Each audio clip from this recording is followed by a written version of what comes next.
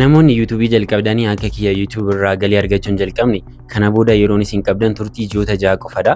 Ji'oota 6 kana keessatti YouTube jalqabdanii YouTubein jalqabdanis immoo monetize din taasiftan taana kana booda wantoonni hundumtiyyuu ulfaachuudhaaf jiru. Maaltu ta'ee maal jechaa jirta daanii jechuu dandeessu. Akkuma baay'een keessan beektan namni tokko YouTube irratti monetize ta'uudhaaf kana dura longi viidiyoodhaan waggaa tokko keessatti subscribe 1000 fi sa'aatii 1000 guutuu qaba ture. Akkasumas immoo shorti viidiyoodhaan ji'oota 3 keessatti view miliyoona 10 akkasumas immoo subscribe 1000 guutuu qaba ture. Amma garuu isaan kun lamaan iyyuu dachaa taasifamanii jiru. Subscribein akkuma jirutti ta'e sa'aatii 1000 kan ture gara sa'aatii 8000 tti akkasumas immoo view miliyoona 10 kan ture immoo gara miliyoona 20 tti ol guddatee jira. Seerri kun immoo namoota YouTube akka haaraatti jalqabuudhaaf jirtaniif xiqqoo ishii isinitti ulfaachuu danda'a jechuudha.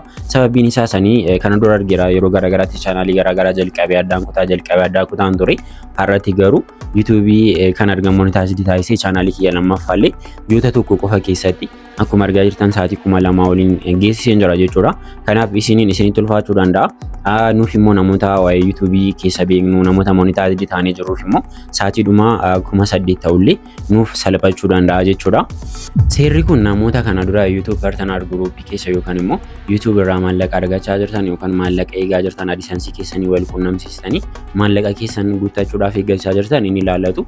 Sa'aatiin keessan gadi bu'uun isin YouTube irratti hojjechuu dhiisuun keessan kuni wanti jijjiiramu hin jiru jechuudha.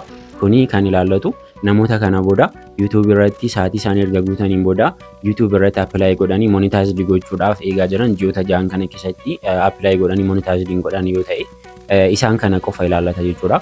Kanaaf namoonni kana dura monetize taatanii jirtan akkasumas immoo monetize taatanii immoo sa'aatiin keessan gadi bu'uun view dhabuun akkasumas immoo wantoota garaagaraatiin YouTube irratti hojjechuu dhiisuun keessan kana keessaa isin baasa miti jechuudha yookaan immoo akka haaraatti sa'aatii 8,000 guutuu qabdu miti. Kanaaf namoota kana duraan jalqabiin jirtanii fi amma jalqabdan immoo monetize ta'uudhaaf yaadaa jirtan qofa ilaallata jechuudha yaadni kuni. Tole namoonni haaraan akkaataa kamiin dhalee kan nuti YouTube keenya dafnii monetize gochuu dandeenyu jechuu dandeessu.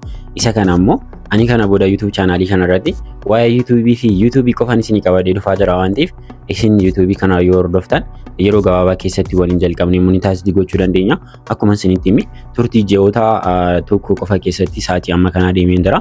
Channel kana yeroo gabaabaa keessatti monetize gochuudhaaf hanjara jechuudha. Ji'a tokko ji'a lama keessatti monetize gochuudhaaf hanjara jechuudha. Kanaaf isinillee akka kiyya YouTube keessan yeroo gabaabaa keessatti monetize gochuudhaaf maaltu akkasiin gargaaruu fi YouTube channel kanallee akkaataa kamiinan monetize kan godhellee kana booddee ni argitu jechuudha. Viidiyoowwan ani isin hojjedhu keessatti ni argitu. Kanaaf kan isin irraa eegamu channel kiyya subscribe gochuudha.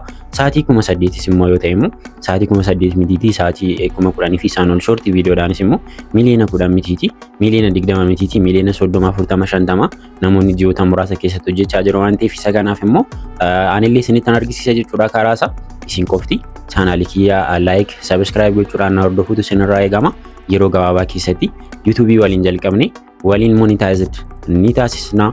Kanaaf channel kiyya subscribe gochuun dagatina, viidiyoo kiyya like gochuun dagatina akkasumas immoo yaadaaf gaaffii qabdan immoo comment irratti na barreessuun dagatina. Galatooma.